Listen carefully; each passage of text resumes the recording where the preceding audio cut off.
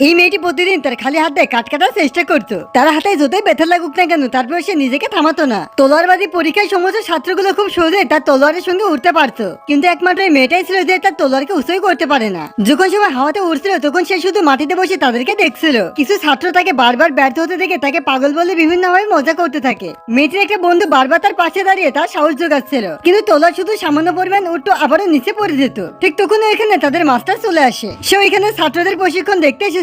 ঠিক তখনই মাস্টারের নজর ভিড়ের মধ্যে লুকিয়ে থেকে ওই মেয়েটির উপর পড়ে, আর সে থেকে সামনে এসে তলোয়ার উড়াতে বলে। তখন মেয়েটি তাকে বলে, আমার কাছে তলোয়ারকে অনেক ভারী মনে হয় এবং আমি ওইটা সামলাতে পারি না। এটা শুনে মাস্টার তাকে ওইটা থেকে হালকা তলোয়ার দেয়। এখন মেয়েটির কাছে শুধু চেষ্টা করা ছাড়া কোনো রাস্তা ছিল না। সে মন্ত্র পড়তো এবং পুরো শক্তি দিয়ে তলোয়ারকে উঠানোর চেষ্টা করতো, কিন্তু প্রতিবারই সে ব্যর্থ হয়। এটা দেখে মাস্টার অনেক রেগে যায় এবং ওইখানে অনেকগুলো কাঠ নিয়ে আসে, আর মেয়েটিকে আদেশ করে 1 সপ্তাহের মধ্যে এই সমস্ত কাঠগুলো তোমার হাত দিয়ে কাটতে হবে, নয়তো আমাদের একাডেমি ছেড়ে দিতে হবে। এখন মেয়েটি সারাদিন তার খালি হাত দিয়ে কাঠ কাটার চেষ্টা করতে থাকে। তার বন্ধুরা এটা দেখে অনেক মন খারাপ করতো, কিন্তু সাহায্য করার সাহসই ওঠে না। কাঠের উপর আঘাত করতে করতে মেয়েটার হাত থেকে রক্ত বের হয়ে যায়, কিন্তু তারপরে মেয়েটি থামে না, কারণ তার এই একাডেমিতে থাকা অত্যন্ত জরুরি। মেয়েটির এই অবস্থা দেখে মাস্টারের মনও খারাপ হয়ে যায়। এরপর মেয়েটি শেষবারের মতো তার পুরো জেদ এবং শক্তি দিয়ে কাঠগুলোকে কেটে ফেলে, আর এটি দেখে তো মাস্টার অনেক খুশি হয়ে যায়। পরবর্তী পাঠের জন্য চ্যানেলটিকে সাবস্ক্রাইব করো।